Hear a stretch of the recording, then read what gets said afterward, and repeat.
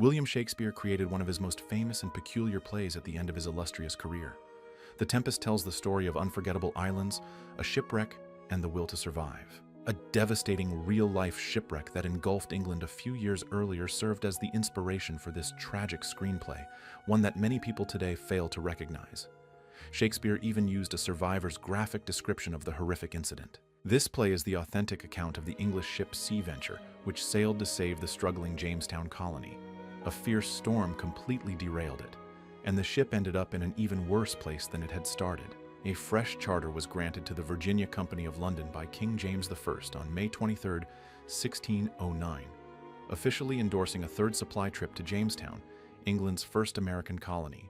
This third trip is where the story begins. A group of wealthy investors known as the Virginia Company had privately funded Jamestown, but needed royal assistance to legitimize their operation and attract more investors.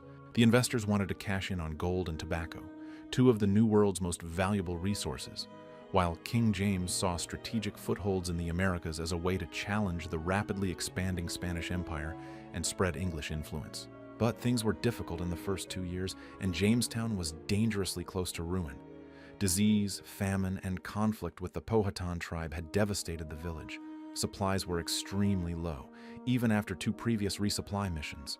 The English Crown and the Virginia Company, eager to safeguard their shared interests, saw this fleet as Jamestown's final chance.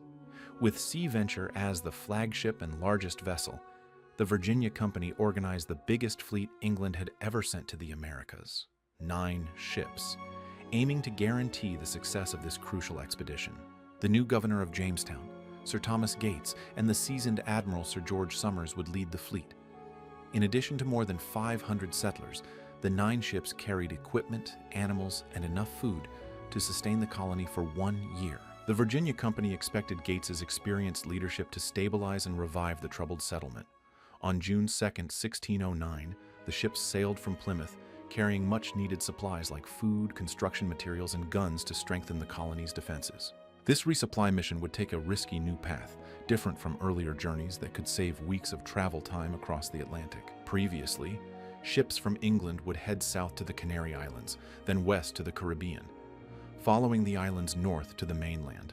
Although it extended the voyage by weeks, this route took advantage of calmer waters and favorable trade winds. A second English voyage had proved that a more direct route, west from the Azores, then to Bermuda, and finally across to Chesapeake Bay, was also viable. Though the English would face the possibility of more severe weather, they could escape Spain's expanding influence by avoiding the Caribbean. Precious supplies would be spared, and the torturous journey shortened. Admiral Sir George Somers was eager to try the new course, hoping to get supplies to Jamestown before things worsened. The first several weeks of the fleet's voyage into the open Atlantic were uneventful. The ships stayed in formation, making steady progress toward Bermuda. The chance for a fresh start in the New World and the possibility of a shorter voyage lifted the spirits of the crew and passengers. The settlers were optimistic about their future in Virginia, where they hoped to own land, achieve independence, and become wealthy off the land's untapped riches. They talked about this utopia with enormous enthusiasm, but as they sailed further into the Atlantic, dark clouds began to gather. A severe hurricane struck the ships late in July, battering the coast with high seas and fierce winds. Hurricane Sandy was particularly harsh on Sea Venture, with both Admiral Somers and Governor Gates on board. The ship was pounded for days by relentless gales, the hull creaking under the pressure of crashing waves. The Sea Venture's crew worked tirelessly throughout the hurricane, trying to keep the ship afloat. Unforgiving winds tore at the sails as waves slammed into the deck, making steering nearly impossible. Despite their utmost efforts, the crew was unable to prevent the water from flooding the hold, causing the ship's timbers to groan under the strain. Admiral Somers, Governor Gates, and Captain Christopher Newport urged the crew to keep fighting against the storm. But it was clear that the ship was losing the battle. Desperate to avoid disaster, Somers ordered the ship to sail toward a faint shape of land visible through the fog. This land, known as Bermuda today, was once feared as the Isles of Devils in maritime legends. Sailors whispered of eerie lights, spectral screams, and dangerous waters that led ships astray. But there was no choice for the Sea Venture crew. They were on the brink of death at sea. They steered the ship toward the reefs, hoping to beach it and reach dry land. Finally, after hours of fierce struggle, the Sea Venture struck the reef, dragged by the sharp rocks off Bermuda's shore. The crew seized the opportunity created by the storm's persistence and evacuated the ship while it was partially protected. They launched the lifeboats into the turbulent waves, paddling through the storm to the shore. After the shipwreck, all 140 survivors, 10 women and 1 dog, made their way to Bermuda's shore, a half-mile away. Every single person on board reached safety, thanks to the combined efforts of the crew and passengers. Soaked and exhausted, they found themselves stranded on an island, once feared as a place of death and mystery. As the storm passed, the survivors huddled together on the beach, ready to face whatever dangers the Isle of Devils might hold. But to their surprise, Bermuda was not the cursed land they had feared. Instead, it was a lush, vibrant island teeming with food and fresh water. Wild pigs roamed freely, and fruit trees provided an abundant supply of sustenance. Under the swift leadership of Admiral Summers, Governor Gates, and Captain Newport, the survivors organized teams to recover valuables from the wreck and set up a temporary camp. In a place once feared, they unexpectedly found refuge. Despite these unexpected developments, Admiral Summers and Governor Gates remained determined to complete their mission to rescue Jamestown out of a sense of responsibility. To recover supplies for the struggling colony, they devised a bold plan. They would construct new ships using the materials from the sea venture and the island itself. However, not all the survivors shared their sense of duty. With the original contract dissolved due to the hurricane and the catastrophe, many were reluctant to embark on the difficult voyage to Jamestown after hearing the crew's grim tales of the conditions there. They felt that Bermuda offered a fresh start, with plentiful food and a higher chance of survival. Some even attempted to rebel, claiming that the shipwreck had absolved them of their responsibilities to Gates. In response, Gates imposed strict discipline, keeping close watch on any attempts to escape and ensuring that the construction of new ships continued. Using the materials available on Bermuda and salvaged pieces from the sea venture, the survivors began the monumental task of building 2 new ships under Summers and Gates's guidance. They constructed 2 smaller vessels, aptly named Deliverance and Patience, using timber, sails, and nails recovered from the wreck. With limited resources, the labor was grueling. Every single piece of wood had to be carefully reused. The survivors worked tirelessly, despite some reluctance to continue. The journey to Jamestown had become more than just a mission. It was a collective responsibility, perhaps their only chance for long-term survival. As the months passed, the Bermuda group grew into a close-knit, thriving community.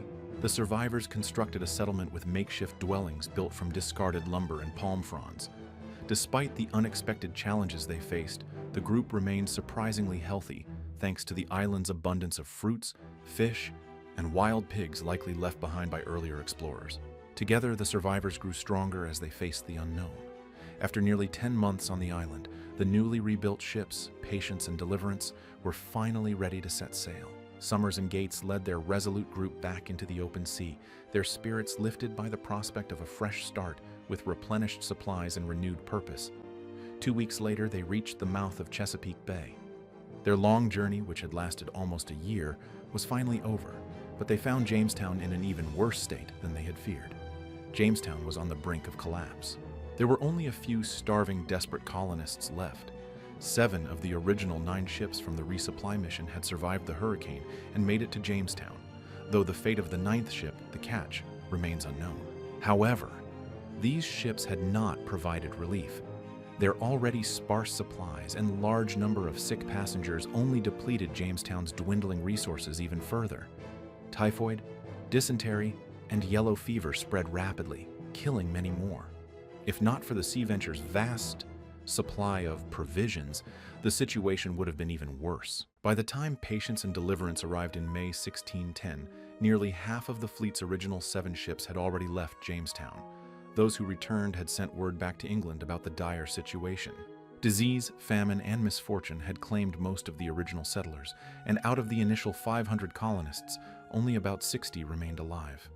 Despite knowing that the colony could not survive much longer with the limited supplies, Gates and Summers decided to distribute what they had.